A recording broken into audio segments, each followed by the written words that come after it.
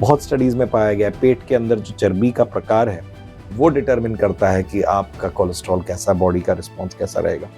उसके अंदर ऐसा पाया गया है कि आप एक इंडियन आदमी लो जिसकी हाइट, वेट और बॉडी मास इंडेक्स सेम है, और एक अंग्रेज लो, उसके मुकाबले आपकी पेट के अंदर की चर्बी 4 गुना ज्यादा होती है। तो आप सोचते हो मैं तो उसके जैसा ही स्लिम दिखता हूँ, लेकिन आप फैट लिए घूम रहे हो अंदर, और ये ऑक्सीडेटिव स्ट्रेस और ब्लॉकेजेस लाने के लिए एक इंपॉर्टेंट कंट्रीब्यूटर है। तो डायबिटीज, ब्लड प्रेशर कंट्रोल करें, कोलेस्ट्रॉल कंट्रोल करें, चलना शुरू करते हो, वजन कम करते हो, सैलड्स खाते हो, फ्रूट्स खाते हो, स्लीप एडिक्वेट रखते हो, स्ट्रेस कम करते हो, जो कि योगा से हो सकता है, प्राणायाम से हो सकता है, भ्रामरी से हो सकता है। ये सब एक तरह की माइंड और बॉडी की एक्सरसाइजेज है। नमस्कार and welcome to let's talk podcast. जो भी चीज़ें हमारे दिल और दिमाग में चलती है ना, वो हमारे बॉडी में, हमारे एक्शन में, हमारे बिहेवियर में, हमारे लाइफ में दिखती है। और दिल का आप जितना ज़्यादा ख्याल रखोगे उतने ही आप हैप्पी रहोगे, उतने ही आप अच्छी ज़िंदगी जियोगे। तो आज हम हमारे दिल के बारे में ज़्यादा जानेंगे, हम अपने दिल को कैसे हेल्दी रख सकते हैं उसके बारे में जानेंगे। आज है हमारे साथ हमारे expert doctor Kamal Sharma, who is a very famous cardiologist. Welcome to the show sir. Hi, good evening. Thank you for having me. It's pleasure to be here connecting with you and with the audience as well. Sir, आपको दिन में of the camera मैंने सुना कि 30-40 surgeries आप करते हैं, बहुत सारे दिलों को दिलों के मरीज़ को आप ठीक करते हैं, ऑल दैट। तो मैं आपसे ये पूछना चाहूँगी कि ओवर द लास्ट डेकेड क्या-क्या एडवांसेस हुए हैं कार्डियोलॉजी में? 30-40 सर्जरीज आप जो बोल रही हैं, दैट इंक्लूड्स पार्टली फर्स्टली मेरी पूरी टीम, एंड सेकेंडली क्योंकि एक आदमी के बस में 30-40 केस 10-20 साल से लगातार करे जाना ह्यूमनली पॉसिबल नहीं है, और शायद रोबोट के लिए भी पॉसिबल नहीं है, वो भी खराब हो जाएगा।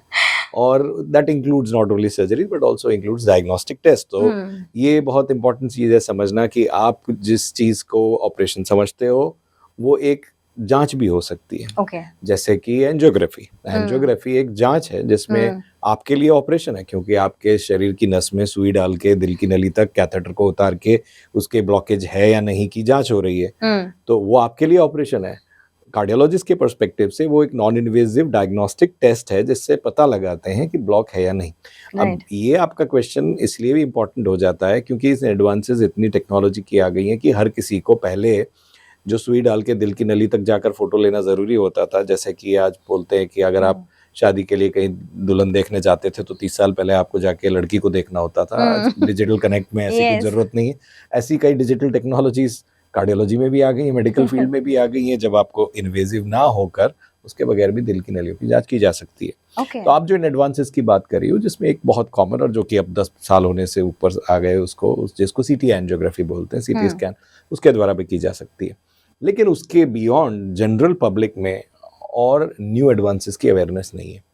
उस पर्सपेक्टिव से ये जानना जरूरी है कि कार्डियोलॉजी कोई दिल की नली का प्लम्बिंग का जॉब नहीं है। कि अगर आपकी नली बंद है तो खोल दो, कुछ बंद है तो मतलब कुछ भी कॉस्मेटिक्स नहीं है कि भाई नाक का प्रोपोर्शन 2/3 1/3 होना चाहिए या लिप्स में नीचे वाले मोटे ऊपर वाले पतले होनी चाहिए टाइप्स। दिल के अंदर कुछ भी चीज बंद है तो खोलना जरूरी नहीं है, और जो ही ब्लॉकेज थोड़ा सा भी वेरिएशन में है उसको फिक्स करना हमेशा जरूरी नहीं है। कई मरीज ऐसे आते हैं, एक नली 100 है, दूसरी नली 50 है, बोलते 100 वाली खोल रहे हो सर, साथ में वो 50 वाली भी खोल दो ना। तो ऐसा नहीं होता है। मैं उनको फिर ऐसा बोलता हूँ, आपका एक दांत सड़ रही है तो मैं क्या सारे 32 के 32 निकाल के आपको डेंचर दे दूं?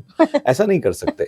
तो उसी तरह से हर ब्लॉक जो एग्जिस्ट करता है उसको उसी समय जरूरी नहीं है फिक्स करना, और दूसरा हर जो कुछ बहुत ज्यादा है वो ये भी जरूरी नहीं है कि करने के बाद सुधरे। तो उस पर्सपेक्टिव से भी जानना जरूरी है कि क्या दिल की जिस नली को आप खोलना चाह रहे हो वो पहले उसकी जरूरत रखती है कि नहीं, और अगर कर भी दी जाए तो क्या उसके बाद उस भाग को फायदा होगा कि नहीं। अब इस पर्सपेक्टिव में बहुत सारे एडवांसेस आ गए। तो coming back to your question, advances क्या आ गए? एक, दिल की नलियां पहले तो कोई रिजिड पाइप्स नहीं है, इनमें कैपेसिटी है चौड़ा होने की, रिलैक्स होने की, सिकुड़ने की। जब आप उसको इरिटेट करते हो तो दुबक भी जाती हैं, और आप उनको डायलेट करने की दवा देते हो, उस तरह की लाइफस्टाइल जीते हो तो डायलेट भी होकर चौड़ी भी हो जाती हैं। तो जो वेसल 3 की है वो 2.5 की 2 की भी लग सकती है, और 4.5 मिलीमीटर की भी हो जाती है।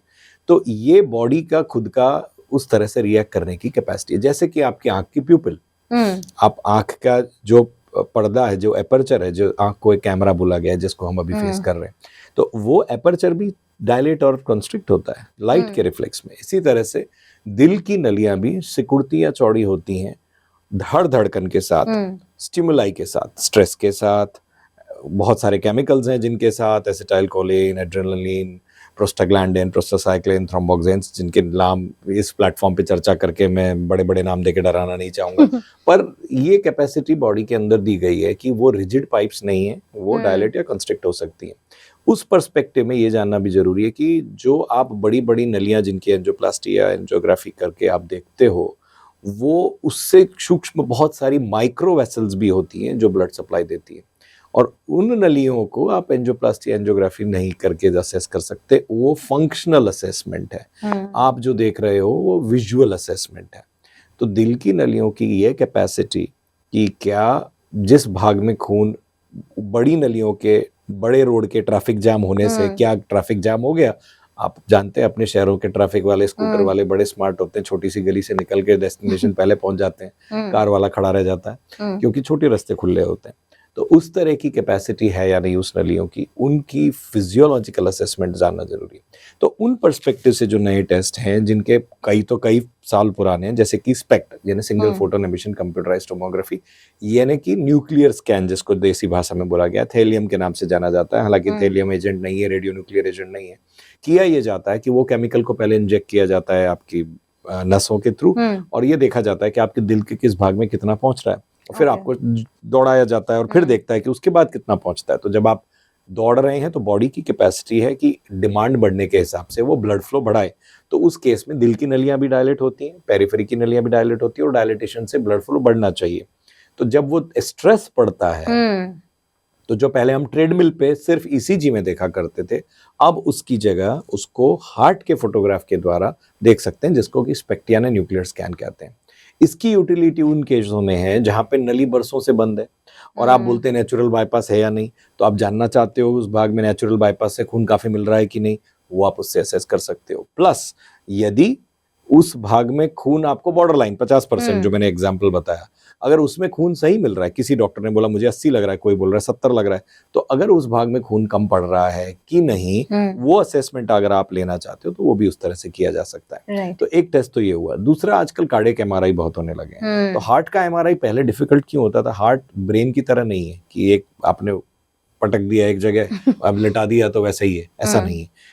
हार्ट कॉन्ट्रैक्ट होता रहता है, तो उस तरह से एमआरआई पहले नहीं हो पाते थे। अब उनके स्पेशल टेक्निक सीसीजी गेटिंग जिसे बोलते हैं, वो वाले एमआरआई होने लगे, जिसमें ब्लॉकेज के अलावा दिल के किसी भाग में जब ब्लॉक है तो क्या उसमें जान बची है कि नहीं। मतलब हो सकता है आग लगी, आपने बोला मेरे यहाँ तो पानी भर गया था सर, मैं तो एसिडिटी समझ के गया ही नहीं, और 4 दिन बाद आप जा रहे हो, नली 100% बंद है। अब 100% 4 दिन पहले बंद हुई थी, तो अब उसमें जान कहाँ बची जिस भाग को आप खोलना चाह रहे हो। तो अब मुर्दे के मुंह में गंगा जल डालो, कुछ डालो, थोड़ी खड़ा हो जाएगा। तो वो जो भाग डेड हो गया मसल का, क्या उसमें एंजियोप्लास्टी या ब्लो रिस्टोर करने से पंपिंग सुधरेगा? ये असेसमेंट भी आप ले सकते हो, क्योंकि बहुत सारी स्टडीज ऐसी हुई कि जो नलियां 3 दिन से ऊपर 100% बंद है, 100% कह रहा हूं, अगर उसमें जान बाकी नहीं है तो आप उसका ऑपरेशन करके खोलो या उसका फ्लो रिस्टोर करो, कोई फायदा नहीं होता है। तो फिर वो सर्जरी का रिस्क भी क्यों ले जब वो आगे फायदा नहीं देना है। तो ये कार्डियक एमआरआई की भी जांच। इसके अलावा पेट स्कैन्स हैं। जब ये तो बात वो हुई कि जब मैं आपको भर्ती करे बगैर जांचें कर रहा हूं, भर्ती करने के बाद भी पहले जो हम एंजियोप्लास्टी करते थे, हम उसको स्क्रीन पे 2 डायमेंशन में देखते थे, लंबाई और चौड़ाई। नली को आपने आगे से देखा, पीछे से देखा। अब मैं उसकी डेप्थ भी देखता हूँ, जो 3D हो गया। तो अब क्या होता है, आपकी नली जो है उसके अंदर एक छोटा सा सोनोग्राफी का, आपके फोटोग्राफी कैमरा जैसा कैमरा उतार देते हैं, और दिल की नली को अंदर से देखते हैं कि नली कितनी बड़ी है, चौड़ी है, ऊपर है, नीचे है, ब्लॉक है, नहीं है, सिकुड़ा है, चौड़ा है, डायमीटर क्या है, कितना, कहाँ से शुरू हो रहा है, ये पाइप कहाँ से चालू हुई, कहाँ बंद हुई, कितना लंबा स्टेंट लगेगा, कितना। तो ये आजकल precision angioplasty, precise, you start from where you want to end, वो भी आप कर सकते हो, जिसको 3D भी करते हैं। और ये देखने की टेक्निक्स यानी इंट्रावास्कुलर अल्ट्रासाउंड, सोनोग्राफी का प्रोब वैस्कुलर नली के अंदर उतार के देखा जाए। हर केस में ये करना भी जरूरी नहीं है, ये भी आपको जानना जरूरी है कि Yes. भाई हम नई लेटेस्ट टेक्नोलॉजी में लाओ उससे चेक करवा लूं, हम्म, ये उसके भी कुछ इंडिकेशंस है जब करना चाहिए। और उसी तरह से आप OCT, optical coherence tomography, light से भी उस तरह से आपको असेसमेंट मिल सकता है। उसी तरह से नियर इंफ्रारेड स्पेक्ट्रोस्कोपी से भी आप देख सकते हो। और इसके अलावा एक बहुत इंपॉर्टेंट टेस्ट है जिसको एफएफआर बोलते हैं, जो मैंने आपको बताया नली की कैपेसिटी क्या वो डायलेट हो सकती है कि नहीं। तो एक बेसिक प्रिंसिपल है कि अगर आपकी पाइप की नल में भी अगर कचरा जम जाता है तो पानी तो फिर भी आता रहता है, आपको एक मग्गा पानी मुंह धोने के लिए चाहिए, अगर वो आपको 1 मिनट में भर रहा है तो आप हर बार क्या पाइप खोल के उसके कचरे की सफाई तो नहीं कराते हो, जब वो बूंद बूंद हो जाता है तब आप कराते हो। Right. तो वो फ्लो कितना है वो जो असेसमेंट लेना होता है, जिसको फ्लो रिजर्व कहते हैं। Okay. और वो कैपेसिटी आर्टरी जैसे हार्ट में मैंने आपको बताई है कि वो चौड़ी हो सकती है, तो उसको चौड़ी करने के कुछ केमिकल एजेंट देकर देखा जाता है कि वो जो ब्लॉक है उस ब्लॉक के आर पार जो प्रेशर है वो कितना ड्रॉप हो रहा है। यहाँ पे मान लो 100 प्रेशर पे फ्लो आ रहा है, तो अगर वो ब्लॉक में वो 20% से ज्यादा नीचे फॉल हो रहा है तो ही वो ब्लॉक सिग्निफिकेंट इनफ है कि वो आपका फ्लो हैम्पर कर रहा है। Right. अगर आपको यहाँ पे 100 मिलीमीटर प्रेशर मिल रहा है, यहाँ मुझे 90-99 प्रेशर मिल रहा है, 1 मिलीमीटर ड्रॉप हो रहा है, तो उसको खोलने से कोई फायदा नहीं है। तो जो लोग आजकल कॉमनली बोलते हैं कि इतनी टेक्नोलॉजी एडवांस हो गई इसलिए एंजियोप्लास्टियां बढ़ गई, बढ़ने के बजाय घटनी चाहिए। इसलिए मैं आपसे कह रहा था, आप मुझसे पूछ रही है आप 30 सर्जरी करते हैं तो 30 डायग्नोस्टिक्स मिला के करते हैं, उसमें बहुत सारों को स्टेंट नहीं लगाते हैं। और वो नहीं इसलिए लगता है क्योंकि इन टेक्नोलॉजी से किससे नहीं लगाना वो जानना जरूरी है। True. क्योंकि वो लगाने से फायदा कुछ नहीं है, नुकसान ये है कि आपको उसकी दवाई खानी पड़ेगी, उसको संभाल के रखना पड़ेगा, उसके रिलेटेड कॉम्प्लिकेशन सर्जरी के आप लोगे, और ये सब करने के बावजूद फायदा तो कुछ होने वाला नहीं। तो किससे नहीं करना ये भी बहुत जरूरी है, रादर देन कार्डियोलॉजी को कॉस्मेटोलॉजी बना के हर पाइप को एकदम स्ट्रेट करके छोड़ देना। तो ये नई एडवांसेस हैं। इसके अलावा ये मैंने आपको जो बताई वो इंटरवेंशनल कार्डियोलॉजी की हुई, पर डायग्नोस्टिक्स में भी मेरे पास तक पेशेंट पहुंचने से पहले, क्योंकि आपने 30 पेशेंट से बात शुरुआत की, उससे पहले भी बहुत सारे एडवांसेस हुए। ओके। अब जैसे सर आपने बताया कि बहुत सारे एडवांसेस में ये अलग अलग टेस्ट जो हैं वो नई टेक्नोलॉजी के साथ किए जाते हैं, लेकिन अब तो हमने ये भी सुना है कि एंजियोप्लास्टी भी एआई करते हैं एंड एंजियोग्राफी एआई करते हैं। तो मतलब रोबोटिक्स सर्जरी जो है, कार्डियोवास्कुलर सर्जरी बाय रोबोटिक्स, तो ये एक फैंसी सा एक नया ट्रेंड चला है। बिल्कुल। How safe it is and what is the response of people, के वो अपना दिल उनके पास खुलवाने के लिए रेडी हैं? सो रोबोटिक्स का एक बड़ा इंटरेस्टिंग कॉन्सेप्ट है। आप अगर आपने 3 इडियट्स देखी हो तो मशीन क्या है, तो मशीन हर वो चीज है, ये मेरी पेन भी एक मशीन है। हाँ. तो वैसी वाली बात है, ये जो कैमरा है ये भी एक मशीन है। तो क्या ये कैमरा मेरी आवाज की फ्रीक्वेंसी को समझ पा रहा है? क्या आप उसको फिल्टर और ऑडियो आउट कट कर रहे हो? आप पीछे से एडिट कर पाते हो? अगर आपने उसको ऑटोमेटेड मोड में रख दिया कि भाई 50 हर्ट्ज टू 500 हर्ट्ज फिल्टर ऊपर नीचे निकाल देंगे, हट गया, तो अगर वो अपने आप हो गया तो मैं बोलूंगा वो एआई कर रहा है और वो रोबोट कर रहा है। तो हमारे जो टेक्नीशियंस आप पीछे बैठे हैं वो बोलेंगे मेरा काम नहीं है, पर ऐसा नहीं हो रहा है, कर तो वही रहे हैं, डिसाइड तो वही कर रहे हैं। तो ये आपकी बात बिल्कुल सही है, ये फैंसी है। हर चीज जिसको आप रोबोट समझ रहे हो वो ऐसा नहीं है। अनफॉर्चुनेटली और फॉर्चुनेटली एक पेशेंट मेरा आया, मैंने वो जाके लेपल पे लेट गया और मुझे रोबोट से करवानी है और फिर उसने कहा रोबोट आया क्यों नहीं, तो वो फिर जिस डॉक्टर ने करना था उसको बड़ी मुश्किल से समझाना पड़ा कि ये जो खड़ा है यही रोबोट है, ये रोबोट जैसा वो वॉकिंग में पिक्चर में आके आएगा, ऐसा नहीं है। दिक्कत ये है कि 2 पर्सपेक्टिव हैं। एक, क्या ये टेक्नोलॉजी प्रूवन है? हर टेक्नोलॉजिकल एडवांसमेंट आना ही चाहिए, हर ब्रांच में आना चाहिए। आज शायद 10 साल पहले आप शूट करते थे और आज शूट करते हैं, काफी जमीन आसमान का फर्क है। लेकिन आप भी जज करते हैं क्या सुपरवाइज्ड हो, क्या अनसुपरवाइज्ड हो, और क्या अनरिक्वायर्ड है। राइट। रोबोटिक्स इन बाईपास सर्जरी बहुत एडवांस लेवल पे है और वो अच्छे से एक्सेप्ट हो रही है, आगे चल रही है और प्रिसाइज हो रही है, लेकिन अभी भी ह्यूमन कंट्रोल में है। रोबोट जो करता है वो सिर्फ आर्टरीज डिसेक्ट करता है, ग्राफ्टिंग करता है, और वो मेरा विषय नहीं है, वो सर्जन का विषय है। मेरा विषय है इंटरवेंशनल कार्डियोलॉजी, जो बिना कांटे वाला। तो दो तरह के हार्ट के स्पेशलिस्ट होते हैं, एक जो छाती चीर के ऑपरेशन करता है और एक जो बिना चीरे करता है। तो जो बिना चीरे करता है वो मैं हूँ। तो हम जो interventional cardiology, angiography, angioplasty, valve replacements, TAVI जिसे बोलते हैं, पेसमेकर्स या बलून से डायलेट करता है, वाल सिकुड़ गया उसको चौड़ा करना, दिल में जो छेद है बिना टाके का बंद करना, वो जो सर्जरीज हैं वो हम करते हैं। उसमें रोबोटिक्स अभी इतना सक्सेसफुल नहीं हुआ है। क्यों? क्योंकि हमारे पास उससे पहले का जो ओरिजिनल टर्मिनेटर है कैथ लैब वाला, वो खुद ही इतना स्ट्रांग है कि हर बार वही आ जाता है, एपिसोड 3 बनाओ या एपिसोड 4। उसकी टेक्नोलॉजी एडवांसेस इतनी है कि कुछ ऐसा कि मैं यहाँ आपसे बात करता रहूं और पीछे बैठ के मेरा रोबोट किसी की सर्जरी कर दे, वो अभी आया नहीं है। जब वो वाला टर्मिनेटर आएगा तब आप बोल सकते हो साल्वेजर टर्मिनेटर के बजाय, पर जब वो आएगा तब आप बोल सकते हो कि वो रिप्लेस हुआ है। क्योंकि अभी जो कैथ लैब में मशीन्स थे वो ऐसे थे जिसमें ऑपरेटर को अस्पताल में ही वहीं पे थोड़े रूम के बाहर बैठ के उसको कंट्रोल करना था, और वो टेक्नोलॉजी भी world over last year withdraw हो गई। हाँ, तो ये उसके जैसी बात है। हमें याद है शुरू में लोग आके बोला करते थे वो पिघल जाए वैसा वाला स्टेंट लगाइए। बड़ा चला, बहुत फैशन चला, फिर पता चला वो लॉन्ग टर्म में सेफ नहीं है, तो वो विड्रॉ हो गया। और उसके बाद वो टेक्नोलॉजी विड्रॉ हो गई। लोग कहते हैं कि वो विड्रॉ शायद इसलिए हुआ क्योंकि उसका यूज इनडिस्क्रिमिनेट था। मतलब हर किसी को, चूंकि आपको मर्सिडीज पसंद थी पर खेती उसी से करनी थी, अब आप खेत में तो नहीं चलेगी, तो वो वाला चक्कर हो गया। तो हर रीजन में जब वो लगने लगेंगे जहां पे वो सूटेबल नहीं है, तो वो टेक्नोलॉजी फेल होगी। प्लस उसके स्ट्रट साइज और बहुत सारी चीजें थी। पर अभी वो ओरिजिनल कंपनी का स्टैंड विड्रॉन है, अवेलेबल नहीं है, पिघल जाने वाला। तो जो जिनके लगे थे उनका क्या हुआ?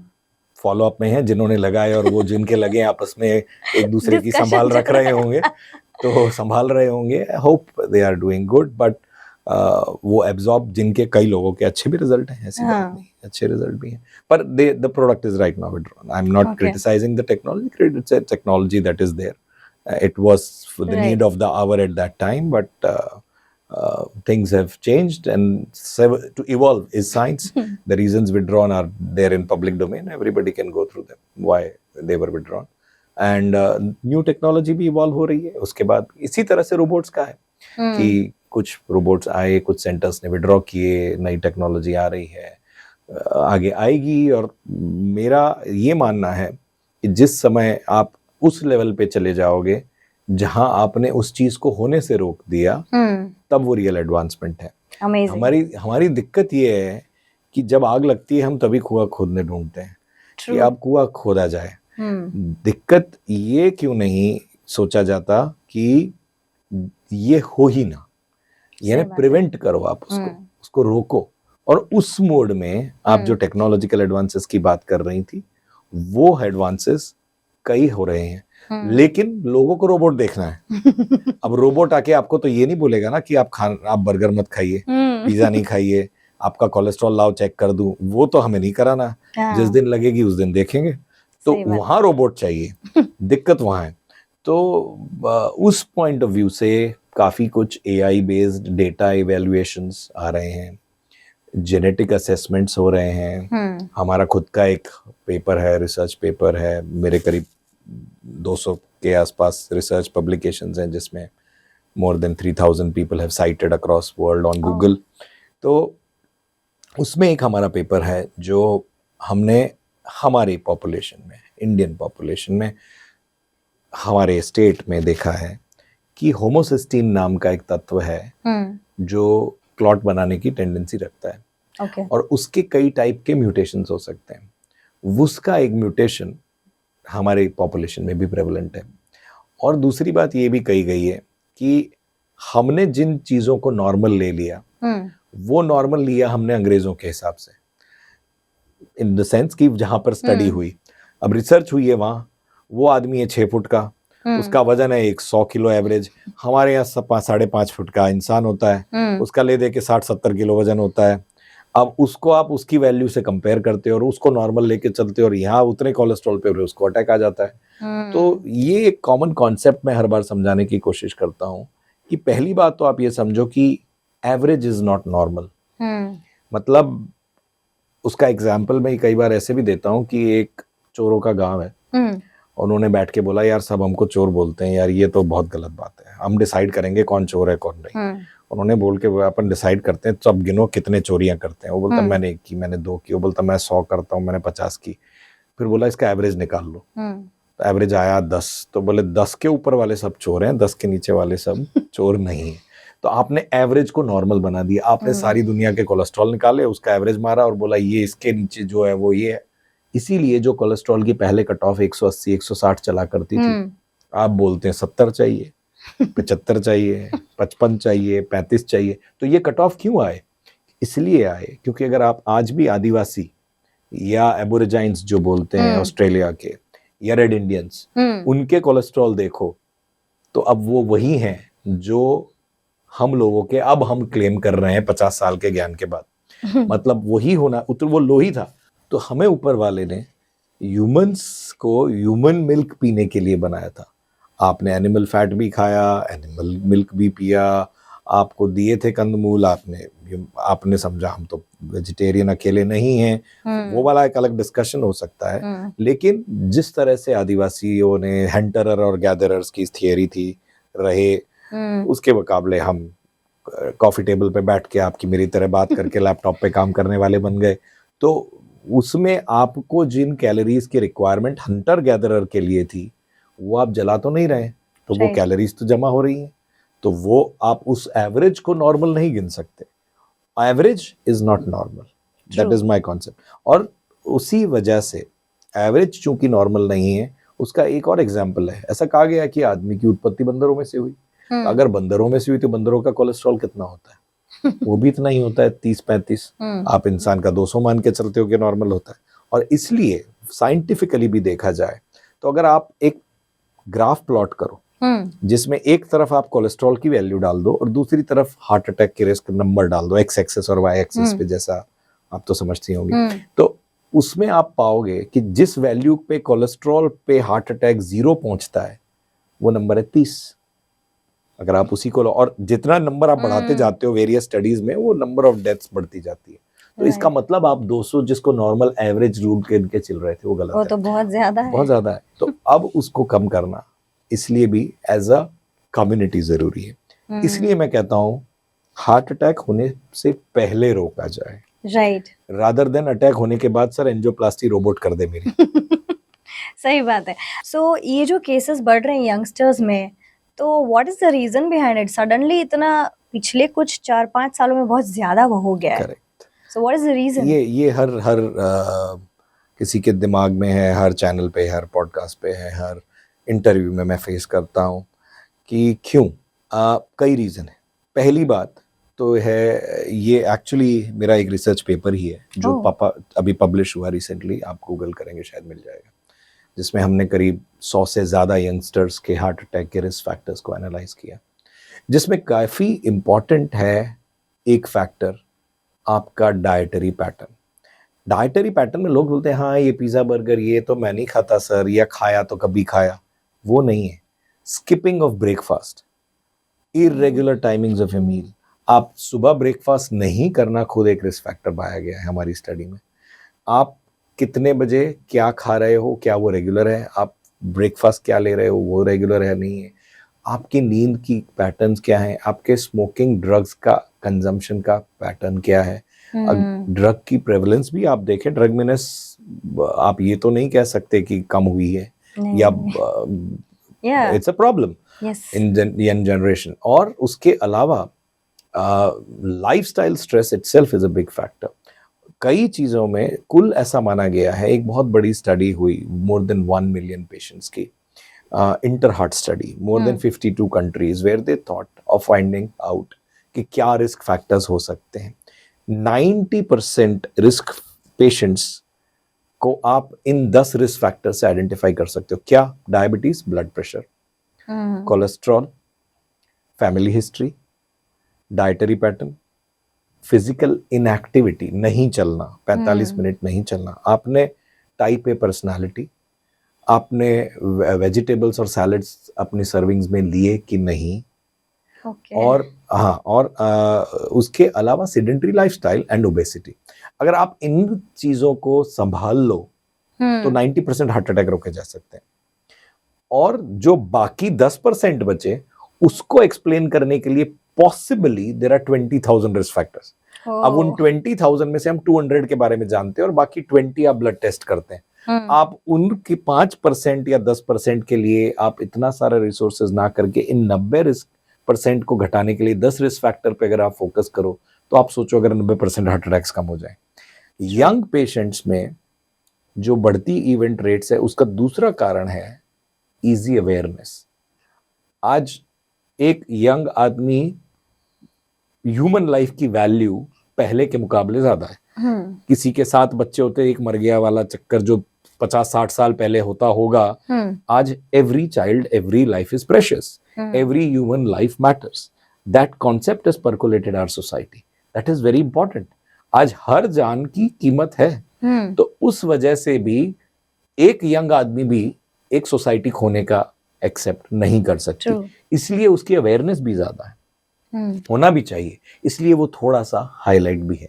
पर आपकी बात सही है, यंग पेशेंट्स में जो इवेंट हम इतना फ्रीक्वेंटली नहीं देखा करते थे अब बहुत फ्रीक्वेंटली देखने लगे। इसके अलावा लाइपोप्रोटीन स्मॉल ए, होमोसिस्टीन जो मैंने आपको बताया, कुछ जेनेटिक स्टडीज, बहुत सारे लोगों ने ये भी कहा है कि मैंने ओवरनाइट नहीं सोया था। कई पेशेंट्स ने ये भी कहा है कि मैं ओवरनाइट नहीं सोया था और मैंने बाहर का खाना खाया था। तो कई ट्रिगर्स हार्ट अटैक के लिए रिस्पॉन्सिबल हो सकते हैं। किस फॉर्म में होता क्या है, चर्बी जमने की प्रक्रिया आप जैसे ही 8, 10, 12, 15 साल के होने लगते हो तब से शुरू हो जाती है। ये आप बिल्कुल भ्रांति में ना रहे कि चर्बी जमना मेरा पिज्जा बर्गर 18 का एडल्ट होने के बाद घुसना अंदर शुरू करेगा। वो घुस ही रहा है पहले से, जब से पहले दिन से बच्चे को खिलाना शुरू किया। Fatty streaks first decade of life में एमआरआई में पिक हो जाती है। तो वो जमा होके चर्बी की दीवार को ब्लॉक 90-100% नहीं करती हैं, लेकिन दीवारों में जमी पड़ी है। वो दीवालों के अंदर जैसे ह्यूमिडिटी से पपड़ियां जमती है वैसी वाली है, और एक चोट लगी नहीं पपड़ी पूरी गिरी, वो वाला चक्कर है। तो दिल की नलियों की दीवार में जो चर्बी जम जाती है, जब उसको लकड़ी लगी, शेयर स्ट्रेस आया, जब नली ने डिमांड किया मुझे ज्यादा खून चाहिए, हार्ट ने जोर से धक्का मारा, उस नली में से फोर्स से ब्लड पास हुआ और उसने उस भाग को छीला, छीलते ही वहां पे ब्लड के क्लॉट हुए और हार्ट अटैक आया। तो most of the heart attacks in young patients are not because of huge amount of cholesterol getting deposited. इनके ज्यादातर अटैक्स मिनिमल ब्लॉकेजेस में सडनली क्लॉट फॉर्मेशन से होते हैं, जिसके प्लाक इरोजन या प्लाक रप्चर कहा गया है मेडिकल भाषा में। और ये साइंटिफिकली कई स्टडीज में लाइक ओसीटी टेक्नोलॉजी जिसकी हमने बात की में पाया गया कि अंदर से देखें कैसा है, 60 से 70% यंग आदमियों को इस तरह का हार्ट अटैक है। तो दैट एक्सप्लेन्स कि आपने कुछ ऐसा किया। तो अति जो बोलते हैं ना हमारे पूर्वज की, किसी चीज की अति मत करो, जबरदस्ती एक्स्ट्रा मत।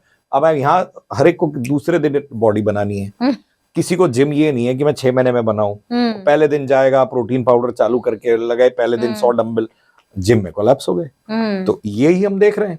वो क्रिकेट कभी नहीं खेलता है 15 दिन में, आज सीधा 50 ओवर खेलेंगे, कोलैप्स हो गए। तो यही न्यूज आ रही है ना कि वीकेंड पे खेलने गया गिर गया, जिम में बॉडी बनाने गया गिर गया, ओवर एक्सर्ट किया, मैराथन दौड़ा गिर गया। तो आप अपनी बॉडी को ट्रेन करके कुछ भी कर सकते हो, लेकिन अनट्रेन्ड आप अति करोगे तो बॉडी आपको कहीं ना कहीं धोखा देगी। तो उस चीज में ये भी एक बहुत बड़ा रिस्पॉन्स है, सोशल मीडिया का प्रेशर कि उसने 6 पैक्स डिस्प्ले डाले, पर उसने ये नहीं देखा तुमने 6 हफ्ते पिछले लगाए, आपको 6 दिन में चाहिए, तो फिर दिक्कत है। तो आपको ग्रेजुएटेड जाना है, आपको रिस्क फैक्टर्स को मॉड्यूलेट करना है, और of course lot of research has to go into this in identifying what are the possible causes. Right. So जैसे कि आप प्रिवेंशन की बात करते हैं, और प्रिवेंशन के लिए हमें हमारे हार्ट को हेल्दी रखने के लिए, चाहे वो यंग हो, चाहे वो मिडिल एज हो, चाहे वो बड़े हों बूढ़े हों, क्या करना चाहिए रेगुलरली? लाइफस्टाइल कैसा होना चाहिए जिससे कि आप ये रिस्क जो है वो एकदम कम कर दें? बिल्कुल, आई थिंक ये इम्पॉर्टेंट कॉन्सेप्ट इसलिए भी हो जाता है क्योंकि अभी हमने अभी इंटर हार्ट स्टडी की बात की कि बेसिकली उसमें आपके 10 रिस्क फैक्टर्स, आपको डायबिटीज है तो 3 गुना रिस्क बिना डायबिटीज वाले के मुकाबले, आपको ब्लड प्रेशर है तो 2 गुना रिस्क, दोनों है तो 6 गुना रिस्क, 5 + 2 3 + 2 नहीं 3 × 2। ओके। आपको कोलेस्ट्रॉल है तो 2 गुना रिस्क। तो आप ये 3 चीजें और साथ में तंबाकू जोड़ दो तो आपको 30 से 50 गुना रिस्क है। फिर आप बोलते हैं यार मुझे क्यों हार्ट अटैक आया? अब इससे ज्यादा आप 30 गुना रिस्क पे आप बोलते हो मुझे रिस्क क्यों आया? आप हाथ छोड़ के गाड़ी चला रहे हो, गाड़ी में हवा नहीं है, एक्सीलेटर खुल दबा रहे हो, इधर उधर देख रहे हो, और फिर मेरा एक्सीडेंट क्यों हो गया? अब ये ऐसी बात हुई? सही बात। तो ये बिल्कुल जरूरी है कि आप अपने पहले रिस्क फैक्टर्स को कंट्रोल करें, ब्लड प्रेशर कंट्रोल रखें, डायबिटीज कंट्रोल करें, आने ना दें। तो एक्सरसाइज करें। एक्सरसाइज में 2 तरह की एक्सरसाइज बताई गई हैं, जिसमें कि एरोबिक एंड एनारोबिक। और एरोबिक एक्सरसाइज में मतलब cycling, running, jogging, swimming 45 minute एक दिन में काफी होता है। फुट स्टेप्स की बातें करते हैं लोग, 20,000, 15,000, 10,000, ऐसा पाया गया 7,000 के बियॉन्ड कोई एडिशनल एडवांटेज नहीं है। आप उसके बजाय बाकी वेट्स, डाइट, उस पर फोकस करिए और वेट आपका ऑप्टिमल रखिए। ऐसा भी कहते हैं कि हमारी जो जीन्स है, क्योंकि हम एक अकाल वाले देश के लोग थे, तो हमारे माँ बापों ने अपनी बॉडी के जीन्स इस तरह से अडेप्ट किए कि आपको 1000 कैलोरी 2000 का काम देती थी। अब आज समृद्धि है, फूड की कोई कमी नहीं है, तो 2000 कैलोरी खाते हो उसको 4000 लगती है। बोला मैं खाता तो 2 ही रोटी हूँ, वजन कम नहीं होता। कैसे होगा? क्योंकि आपकी बॉडी तो थ्रिफ्टी हो चुकी है। This is called as thrifty genes. So this is thrifty genes hypothesis. इस वजह से हमारा BMI should be on the lower side. Cut off बहुत स्टडीज में पाया गया है, पेट के अंदर जो चर्बी का प्रकार है वो डिटरमिन करता है कि आपका कोलेस्ट्रॉल कैसा, बॉडी का रिस्पॉन्स कैसा रहेगा। उसके अंदर ऐसा पाया गया है कि आप एक इंडियन आदमी लो जिसकी हाइट, वेट और बॉडी मास इंडेक्स सेम है, और एक अंग्रेज लो, उसके मुकाबले आपकी पेट के अंदर की चर्बी 4 गुना ज्यादा होती है। तो आप सोचते हो मैं तो उसके जैसा ही स्लिम दिखता हूँ, लेकिन आप फैट लिए घूम रहे हो अंदर, और ये ऑक्सीडेटिव स्ट्रेस और ब्लॉकेजेस लाने के लिए एक इंपॉर्टेंट कंट्रीब्यूटर है। तो डायबिटीज, ब्लड प्रेशर कंट्रोल करें, कोलेस्ट्रॉल कंट्रोल करें, वॉक एंड एक्सरसाइज करें 150 to 180 minutes a week of majority days. 4 दिन चलो 40-40 मिनट, 160 हो गया, 3 दिन आराम करो, एक्सेप्टेबल। और 2 दिन थोड़ा सा anaerobic, weight lifting, something like that you need to do. तो ये चीजें अगर आप कंट्रोल करते हो, अपनी सेडेंटरी लाइफस्टाइल आप इम्प्रूव करते हो, आप चलना शुरू करते हो, वजन कम करते हो, सैलड्स खाते हो, फ्रूट्स खाते हो, स्लीप एडिक्वेट रखते हो, स्ट्रेस कम करते हो, जो कि योगा से हो सकता है, प्राणायाम से हो सकता है, भ्रमरी से हो सकता है। हमारा एक पेपर था भ्रमरी पर, जिसमें हमने ये प्रूव किया था कि भ्रमरी करने वाले पेशेंट्स में हार्ट रेट को रेगुलेट करने की टेंडेंसी आ जाती है, हार्ट रेट कम राइज होती है। तो ये सब एक तरह की माइंड और बॉडी की एक्सरसाइजेज है। होता ये है, मैं पेशेंट को इस तरह से कहता हूँ, सर मेरी तो पल्स आपने दवा दी तब से 60 रहती है। मैंने कहा अच्छी बात है, ऊपर वाले ने सिर्फ 10 लाख धड़कन दे के भेजा है, जल्दी जल्दी यूज कर लो, जतब हो जाएगी। फिर बोलोगे सर बैटरी आ गई, पेसमेकर लगाना पड़ेगा।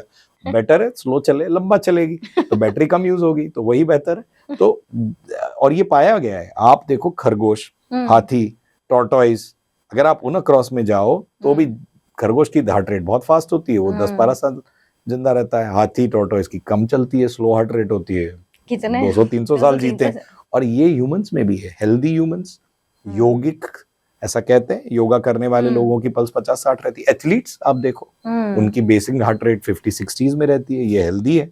और कंपेयर इसको आप करो हार्ट फेलियर के मरीज से, जिसकी हार्ट रेट ज्यादा रहती है, तो उनकी रिस्क ज्यादा रहती है। तो बेसिकली बॉडी के रिस्क फैक्टर्स को पहचानें, उनको मॉड्यूलेट करें, और इसको एक लाइफस्टाइल हैबिट की तरह अपने नेक्स्ट जनरेशन को पास करें। जैसे आप अपने बच्चों को सिखाते हो, बेटा अंकल आए तो हेलो बोलें, स्माइल करें, हैंडशेक करें। आप उनको ये भी बोलें बेटा 45 मिनट चलें, डायबिटीज बीपी ना आने दें, बाहर का पिज्जा सैटरडे संडे हर बार मंगाना जरूरी नहीं है। सो ये चीजें आप अडॉप्ट लाइफस्टाइल आप जनरेशनली दोगे तो होगा। पर फिर वही है, आग लगेगी तब कुआं खोदेंगे, रोबोट ढूंढेंगे। सही बात है, सो वेल सेड। सर एक लास्ट क्वेश्चन है आपसे कि एक हेल्दी हार्ट को रखने के लिए मतलब हमें कौन से टेस्ट जो है वो रेगुलर कराने चाहिए, जिससे हमें प्रॉब्लम है या फिर आ सकते हैं उसका पता चले? बहुत बढ़िया क्वेश्चन है आपका। आजकल बड़ा फैशनेबल हो गया बॉडी चेकअप। अब कई स्टडीज ये पाया गया है कि हर किसी को 18 होते ही बॉडी चेकअप कराने की कोई जरूरत नहीं है।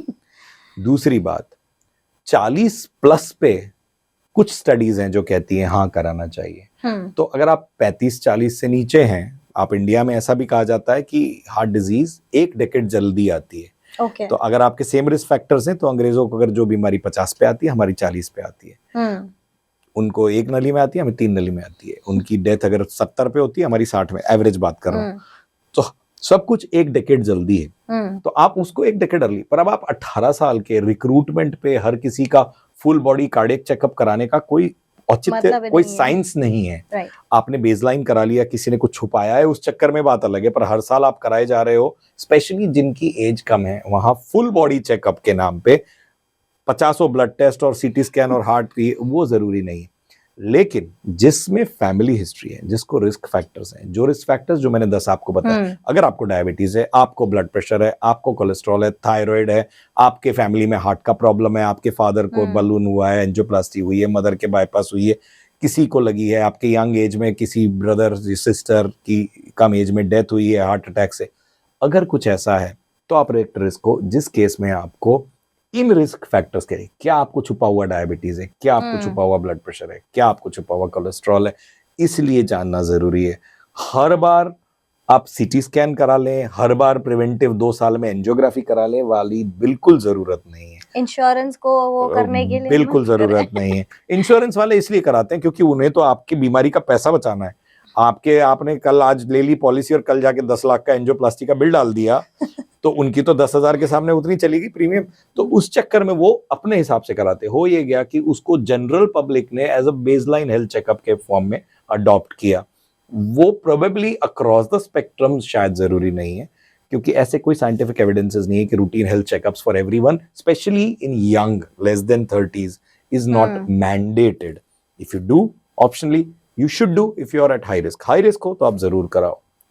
आप एज ग्रो कर गए तो एज खुद एक रिस्क फैक्टर है, तो भी आप कराओ, but very young every year not required. Right. और सर, छोटे बच्चों में जो हार्ट में वो छेद होता है, उसका जो टेस्ट होता है वो कब कराना चाहिए, मतलब वो सिम्टम्स क्या होते हैं? बहुत बढ़िया सवाल है आपका। बेसिकली पहले ये होता था कि जब बेबी मदर के वूम्ब में होता था तब फीटल एकोज इतने अच्छे नहीं होते थे। आजकल टेक्नोलॉजी इतनी एडवांस हो गई है कि बेबी जब माँ के पेट में तभी बीमारी पता चल जाती है। तो ये एक टेक्नोलॉजिकल एडवांस है। रोबोट वहां है, वो है टेक्नोलॉजी एडवांसमेंट कि आपने पहले ही उसे ढूंढ लिया।